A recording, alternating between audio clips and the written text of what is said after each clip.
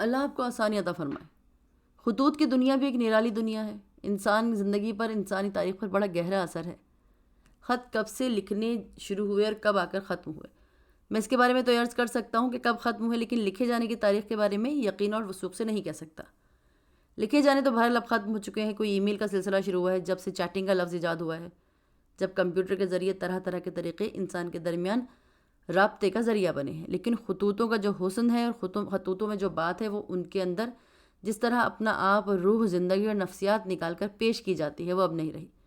میں سمجھتا ہوں کہ شاید ہم اس یونیورسٹی کے آخری طالب علم تھے جو چوری چوری خط لکھا کرتے تھے، اور بڑے اچھے خط لکھا کرتے تھے۔ بہرحال جب میں اپنے اسٹوڈنٹس کو، بیٹوں کو، پوتے پوتے نوازے کو دیکھتا ہوں تو وہ کہتے ہیں اسٹاپ اٹ دادا، because it's a way of communication is very silly and we کی ناٹ رائٹ۔ ہمیں اتنا وقت ہی نہیں ملتا خط لکھیں۔ خواتین و حضرات، خدا جانے کدھر چلا گیا وقت کہ آدمی سے آدمی خط و کتابت کے ذریعے رابطہ قائم نہیں کر سکتا۔ آپ یہ جانتے ہوں گے، ضرور جانتے ہوں گے، خط کس کس طرح کے لکھے گئے، کیسے کیسے خطوط پہ مبنی کتابیں چھپیں۔ آپ دیکھیں تو پتہ چلتا ہے کہ رومی فلاسفر جو فارم میں کھڑو کر باتیں کرتے تھے اور ان کی باتیں آگے پہنچائی جاتی تھیں۔ سقراط آیا، اس کے بعد افلاطون آیا، پھر ارسطو آیا۔ ارسطو کے فلسفے کو آگے پہنچانے کے لیے لوگوں نے چھوٹے چھوٹے رقوں میں اس کے فلسفے کو بیان کیا اور آگے اپنے دوستوں تک ارسال کیا۔ اس طرح دوسرے صوفیہ کرام نے خطوں کے ذریعے دور بسنے والے اپنے مریدین کے لیے پیغامات بھیجوائے۔ بادشاہوں نے بھی انہی خطوط کا سہارا لیا۔ مجھے اورنگزیب کی مشہور تصنیف رقعات یاد ہیں جو خطوط پہ مبنی ہے۔ اس میں وہ خط ہیں جو وہ اپنے بیٹوں کو لکھتا رہا، جس میں وہ شہزادوں کو مخاطب کرتا ہے۔ یہ خط فارسی میں ہے جس کا ترجمہ یہ ہے کہ شکار بیکاروں کا کام ہے۔ شہزادہ شکار پہ گیا تھا تو بادشاہ نے اسے خط لکھا ہوگا۔ محبت کے خزانے بھی خطوط کے ذریعے ہی بھرے گئے۔ اب ادب نواز لیلا کے خطوط کے جانتے ہیں، پھر مجنوں کی ڈائری چھپنا شروع ہوئی، پھر سجاد، زبیر اور رضیہ کے خطوط چھپے۔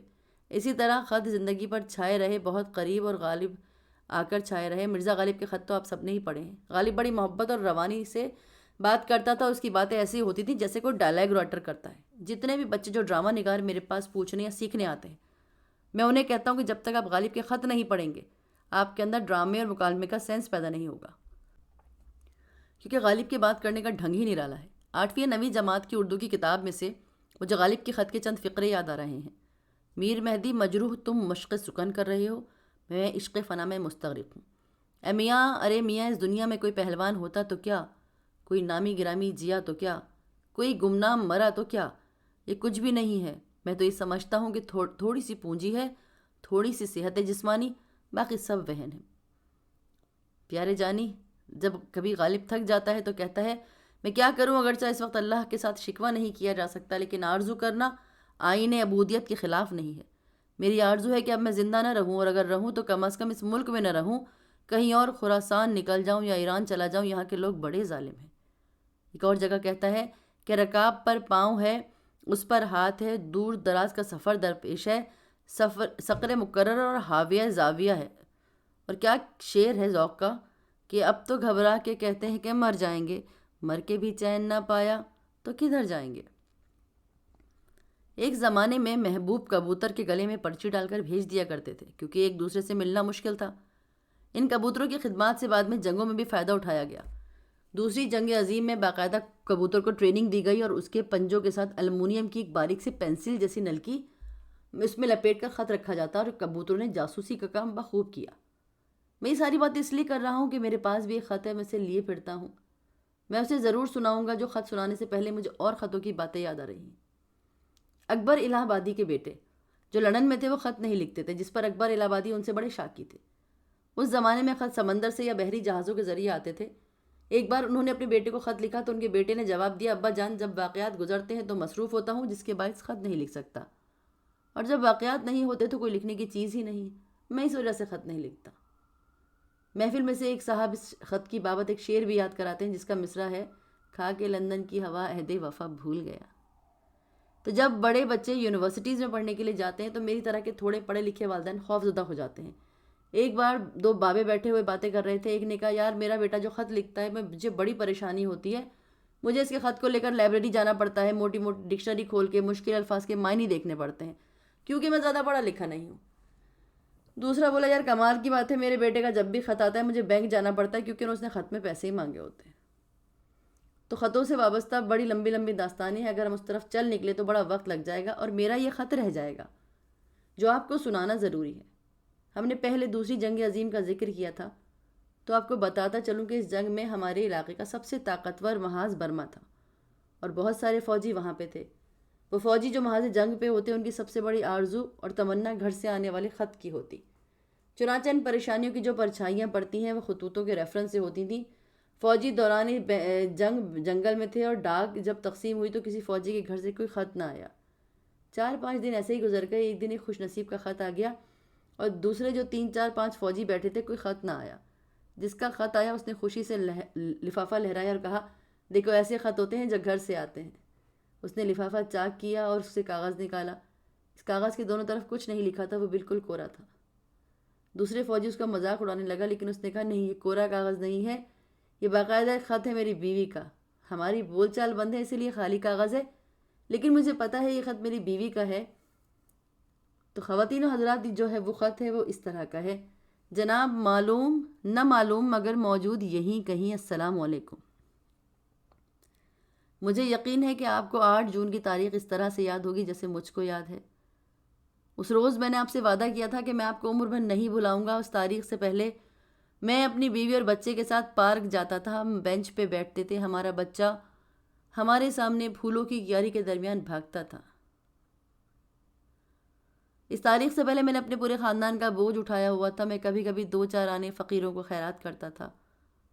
اب عرصہ 10 سال سے میں بیکار پڑا ہوں۔ ٹھیک 8 جون، ٹھیک اس رات جب تم نے میری کمر میں اپنے پستول کی گولی اتاری تھی، وہ ریڑھ کی ہڈی میں پھنس گئی تھی۔ مجھے اچھے سے یاد ہے کہ اس رات تم بہت ہی نروس تھے، پستول تمہارے ہاتھ میں کانپ رہا تھا۔ میں نے اندازہ لگا لیا کہ تم پہلی بار کسی پیٹرول پمپ کو لوٹنے آئے ہو۔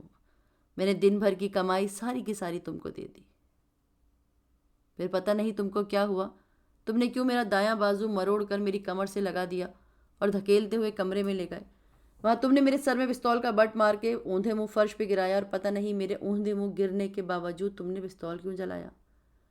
ایک زور کا دھماکہ ہوا، اندھیرے کمرے میں ایک شعلہ سا لپکا، پھر مجھے کچھ ہوش نہیں رہا۔ جب میں جاگا تو گردن کے نیچے میرا جسم شل ہو چکا تھا۔ میں فرش پر بے حس و حرکت تھا۔ پھر 3 لڑکے موٹر سائیکل پر پیٹرول بھروانے آئے، انہوں نے مجھ سے میرا حال دریافت کیا۔ میرا خیال تھا میں زور زور سے چلا کر لوگوں کو اپنی طرف بلا رہا ہوں، مگر ان لڑکوں نے بتایا تمہارے منہ سے صرف سرگوشی جیسی آواز نکل رہی تھی۔ مجھے یاد نہیں کس طرح ان لوگوں نے مجھے ہاسپٹل پہنچایا، جہاں مجھے داخل کروایا گیا۔ میری 19 سالہ روتی ہوئی بیوی کو ڈاکٹر نے بتایا کہ ہم مجبور ہیں اور کچھ نہیں کر سکتے، ہڈی میں پھنسی ہوئی گولی کو نکالنا خطرناک کام ہے۔ میری بیوی مجھے اٹھا کر گوٹھ لے آئی، ہم سب میرے مرنے کا انتظار کرنے لگے۔ میں دن رات ایک پھٹے پہ لیٹا کوٹری میں پڑا رہتا، اور میری بیوی مجھے دوا کی گولیاں کھلاتی۔ ایک روز میں نے دیکھا ایک نہایت تیز دھار قینچی میرے تختے کے پاس کھلی پڑی ہے، اس کا ایک پھل بڑی آسانی سے میرا کام تمام کر سکتا تھا۔ مجھے اس قدر قریب دیکھ کر اس کو خوشی ہوئی، مگر میرا بے حس ہاتھ اسے اٹھانے سے معذور تھا۔ میری موت بھی میرے اختیار میں نہیں تھی۔ میں اس کو دیکھ رہا تھا اور وہ میرے قریب نہیں آ رہی تھی۔ میں تمہیں صاف صاف بتا دوں کہ تمہارے پستول کی گولی پورے 6 ماہ تک میری ریڑھ کے مورے میں موجود رہی، اور میں اسے دل سے لگا کر بے حس و حرکت جیتا رہا۔ پھر مجھے کراچی کے آغا خان ہاسپٹل لے جایا گیا، جہاں ڈاکٹروں نے بڑی احتیاط سے پھنسی ہوئی گولی میرے وجود سے نکالی، لیکن مجھے بتایا کہ میں زیادہ سے زیادہ اٹھ کر چارپائی کے کنارے پر بیٹھ سکوں گا، بشرط میرے ارد گرد میری کمر کے پیچھے لکڑی کا مخصوص ڈبہ بنا کے رکھا جائے۔ ڈاکٹروں کا خیال تھا کہ میں تھوڑا سا بیٹھ کر کھانا کھا سکوں گا، لیکن یہ بہت مشکل تھا۔ میری بیوی اور میرا بوڑھا باپ مجھے اٹھا کر لکڑی کے سہارے بٹھاتے تھے اور پھر مجھے لکڑی کے تختے کے ساتھ باندھ دیتے تھے۔ میں کچھ لقمے خود کھا سکتا تھا اور گلاس اٹھا کر پانی پینے لگا۔ گھر والے شام کو اٹھا کر صحن میں لمبی صف پہ ڈالتے، میں سے کھسکتا دوسرے کنارے پہنچ جاتا، پھر ادھر سے اسی طرح واپس آتا۔ میں خوش تھا کہ میں کسی کی مدد کے بغیر بدن کو خود حرکت دے سکتا ہوں۔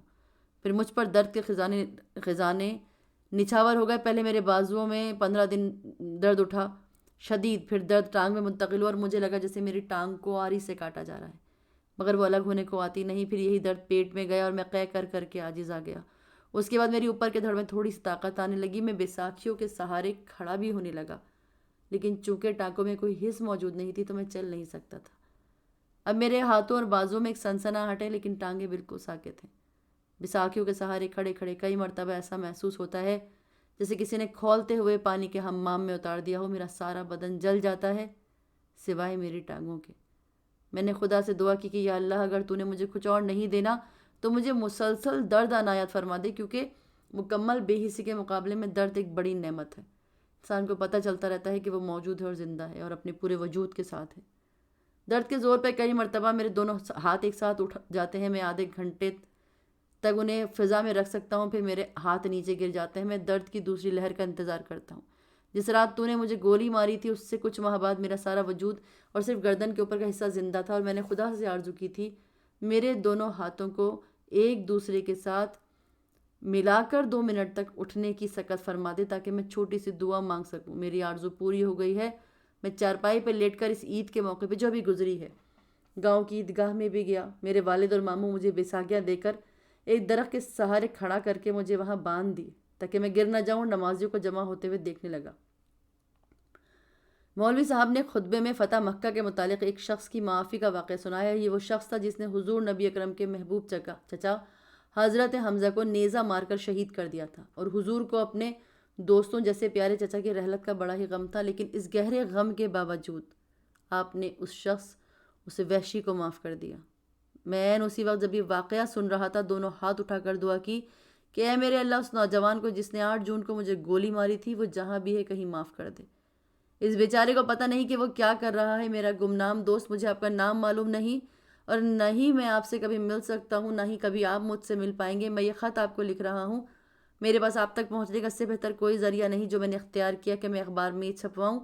اس دن سے لے کر آج تک کوئی دن ایسا نہیں گزرا جب میں نے صبح سویرے سب سے پہلے تمہاری سلامتی کی دعا نہ کی ہو اور اونچی آواز میں مشہور عالم کی طرح صدا نہ دی ہو کہ اللہ تم کو آسانی عطا فرمائے اور آسانیاں تقسیم کرنے کا شرف عطا فرمائے. خدا حافظ.